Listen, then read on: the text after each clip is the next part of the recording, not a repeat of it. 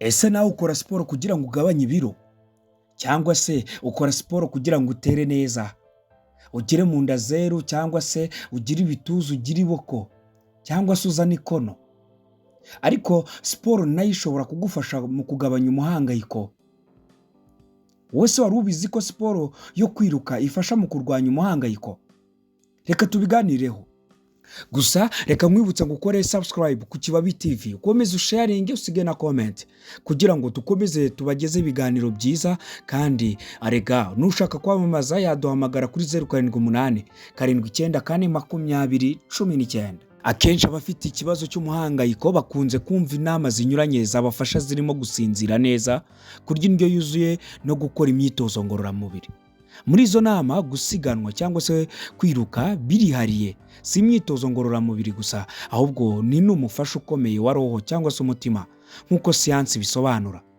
Gutangira kilometero za mbere mu gusiganwa ndetse n'iminota ya mbere yo kwiruka bitewe n'ubunararibonye bwawe si ibintu byoroshye. Ari nayo mpamvu abenshi babitekereza ariko ntibabikore. Ibyo akenshi biva ku mubiri winangira, kabone n'ubwo umutima waba ubishaka. Gusa nanone iby'umubiri ubiterwa n'uko utinya kunanirwa, guhumeka bikagorana, amaguru akakubabaza ndetse n'umutima ugatera cyane. Muri icyo gihe umubiri uba watangiye akazi. Habaho urukurikirane rw'ibihe by'imikorere y'umubiri n'imitekerereze, bikarekura cyangwa se bikavubura ibintu bituma igihembo kiba gishimishije nk'uko abashakashatsi babivuga. Hari inyungu z'imyitozo yo kwiruka ku mubiri w'umuntu. Ubushakashatsi bwiswe A Scoping Review of the Relationship Between Learning and Mental Health ni bumwe mu bushakashatsi bwimbitse cyane ku bijyanye n'inyungu zo kwiruka ku buzima bwo mu mutwe. Bwasesenguye ubushakashatsi 116 bwakozwe hagati y'1970 na 2019 buvuga ku kwiruka no ku buzima bwo mu mutwe. Ubwo bushakashatsi bwagaragaje ko kwiruka niyo byaba iminota 10 kugeza kuri 60 gusa, bifitanye isano no kuzamura ibyumviro byiza, bo kugabanya imihangayiko no kugabanya ibimenyetso by'agahinda gakabije, depression. Abakoze ubwo bushakashatsi bavuga ko kwiruka mu buryo bwo kwidagadura cyangwa imyitozo yo mu buryo buhoraho byombi bishobora kugabanya umuhangayiko no kongera kumva umerewe neza. Ariko nanone kubikora mu buryo bwisumbuye cyane, nko ku bantu biruka intera ndende cyangwa nk'ibirometero 42 cyangwa kwiruka mu buryo bukoresha imbaraga nyinshi cyane, bishobora kugira ingaruka mbi. Mu gihe umuntu arimo kwiruka, umubiri n'ubwonko bikorana mu buryo bw'urusobe, bigasohora imisemburo igabanya imihangayiko kandi ikazana ibyumviro by'ibyishimo no kugira ubuzima bwiza. Professor Marco Tulio de Mello, wigisha mu ishami rya siporo muri kaminuza ya UFMG muri Brazil, avuga ko imwe mu misemburo ya mbere isohoka ari yitwa beta endorphin. Avuga ko iyo misemburo mbere na mbere igabanya ububabare, ikarinda kwikanga kw'imikaya, nka kwa kundi wumva amaguru akurya. Bishobora kubaho mu gihe cy'imyitozo, ariko kandi iyi beta endorphin ituma hasohoka dopamine, umusemburo w'ibyishimo mu mubiri, utera akanyamuneza nyuma yo gukora siporo yo kwiruka. Ikindi, nk'uko Professor Marco Tulio de Mello akomeza bivuga, nuko uwo munezero ugenda wiyongera uko umuntu agenda yiruka kurushaho. Umwarimu witwa Ricardo Mario Arida, umwarimu wigisha isomo ry'imikorere y'ingingo z'umubiri, physiology, kuri kaminuza ya Unifesp muri Brazil, nawe avuga ko ikintu cy'ingenzi ari uko mu gihe umuntu akora imyitozo ikomeza nko kwiruka, hasohoka imisemburo nka noradrenaline, serotonin na dopamine, ikaba ari imisemburo igenzura imikorere y'ubwonko.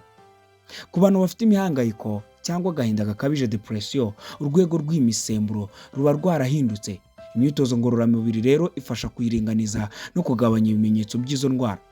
Bivuze ko umubiri utangira gusohora imisemburo yongera ibyiyumvo byiza no kugabanya umuhangayiko. Urugero, serotonin ifitanye isano n'amarangamutima yo kwishima no kugira umutuzo. Dopamine yo yongera umuhate n'ibyishimo. Noradrenaline ituma umuntu yongera gutuma umuntu agira ugushikama, kutarangara n'imbaraga. Iyo urwego rw'imisemburo ruri ku gipimo cyiza, ubwonko butangira akazi ko kugabanya ibimenyetso by'umuhangayiko no kwiyumvamo umutuzo. Professor Arida yongeraho ko wabasha gukora iyi myitozo inshuro imwe cyangwa ebyiri mu buryo buhoraho, ishobora guhindura uko umuntu yiyumva, kandi iyo bikorwa buri gihe inyungu zabyo zigumaho igihe kirekire. Uretse iyi misemburo hari indi myitwarire n'imikorere y'umubiri ituma ubuzima burushaho kuba bwiza. Aha twavuga sisitemu ya opioide isohora endorphine ikagabanya ububabare, ikaruhura imikaya, igatuma wumva umeze neza kandi ikazana umutuzo. Sisiteme ya endocannabinoide ifite imisemburo ikwirakwiriye mu bwonko no mu mubiri, nayo iba irimo gukora ibyo umuntu ari mu myitozo. Itanga akanyamuneza, ikagabanya umunaniro, ikagenzura amarangamutima ndetse igatanga n'ubushake bwo kurya kandi igatanga umutuzo. Izi sisiteme zombi zikorera hamwe bigatanga ibyishimo bizanwa no kwiruka. Ni ukuvuga za mbamutima zo kumva umuntu afite umutuzo n'akanyamuneza nyuma yo kwirukanka. Niyo mpamvu imyitozo ya aerobike cyangwa se ngororangingo yo ku rwego ruciriritse cyangwa se ruringaniye n'ikorwa igihe kirekire nko kwiruka, gutwara igare, kugenda n'amaguru cyangwa koga ari ingenzi mu gusohora iyi misemburo no kugabanya umusemburo wa cortisol ufitanye isano n'umuhangayiko.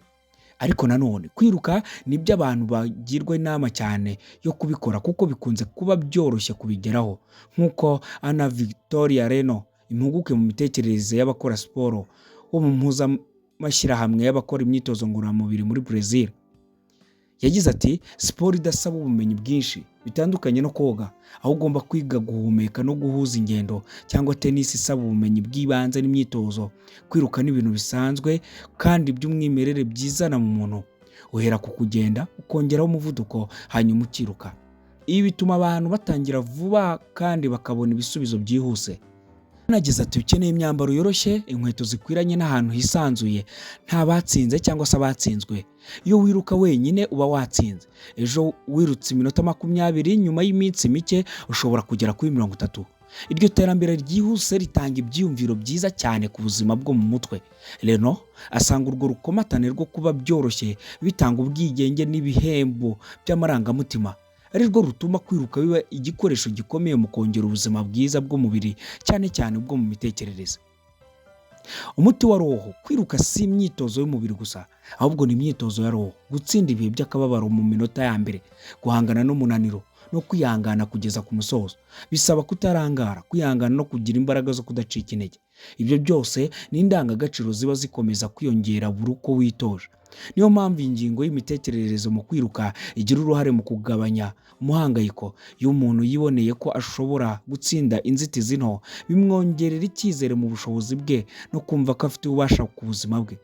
Ibintu ubundi bikunze kwangirika mu gihe cy'umuhangayiko. Ana Victoria Reno, yampuguke mu mitekerereze y'abakora siporo, avuga ko kwihutira kwishyiriraho intego zigerwaho buhoro buhoro kandi zifatika ni ingenzi cyane kugira ngo kwiruka bihinduke isoko y'ibyishimo aho kuba isoko yo gucika intege. Ati iyo umuntu yishyiriyeho intego zishoboka aba abaye mu rugendo aho kureba gusa ku musaruro. Kwiruka hamwe n'inshuti n'umukunzi cyangwa n'imbwa, icy'ingenzi ni ukubona ubunararibonye. Uburyo bwo gufata imyitozo muri ubu buryo bufasha gutsinda ibihe bigoye byo mu ntangiriro kandi bukongera icyizere mu bushobozi bwawe. Uretse umusaruro w'imisemburo ku bwonko, hari n'uruhare rwo mu buryo bw'ikimenyetso. Buri gihe urangije imyitozo uba wongereye kwigenzura mu myitwarire, kwiteza imbere no kumva ko ushoboye, inkingi zikomeye mu kugenzura amarangamutima no kugabanya ibimenyetso by'umuhangayiko. Reno yongeraho ko kumva ko hari intambwe utera buri gihe, kwiruka vuba kurushaho, kumva umeze neza, kubahiriza ibyo wiyemeje bikora nk'umuti kamere no kurwanya kumva ko nta bugenzuzi ufite kuri wowe, ikintu gikunze kujyana n'umuhangayiko cyane. Professor Ricardo Mario Arida wo muri kaminuza ya Unifesp avuga ko inyungu ziba nyinshi kurushaho iyo imyitozo ikozwe mu itsinda. Ati kuganira n'abandi mu matsinda y'abiruka, mu nzu za siporo cyangwa mu myitozo rusange bifasha kugabanya cyane ibimenyetso by'umuhangayiko n'agahinda. Abakora imyitozo mu buryo butuma baganira bituma hari impinduka zigaragara mu buzima bwabo bwo mu mutwe kurusha abayikora bonyine. Ariko nk'uko bigenda ku miti yose, kwiruka bisaba igipimo gikwiye.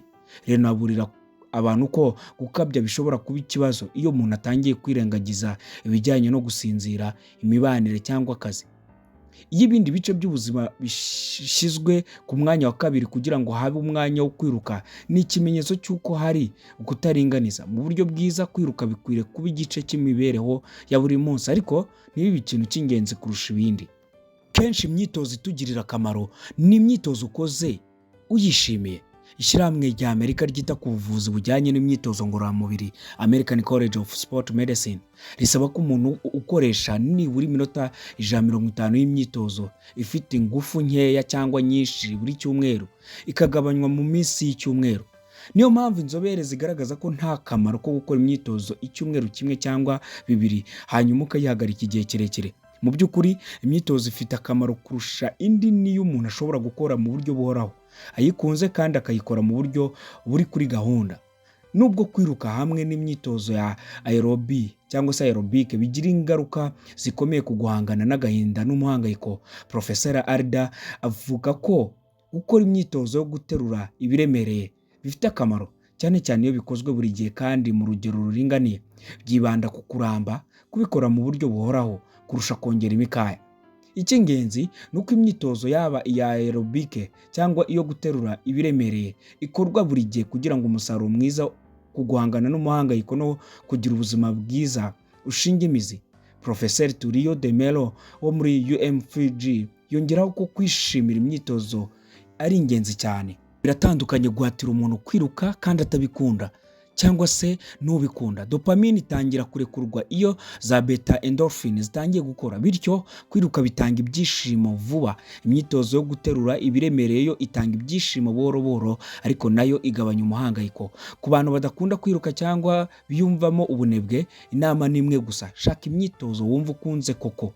Mu ncamake, Professor Tulio de Mello agira ati imyitozo myiza cyane niyo ukora uyishimiye. Wumvise ko rero gukora siporo yo kwiruka bifasha mu kurwanya umuhangayiko cyane, ndetse n'ibindi byinshi abahanga bagiye bavuga.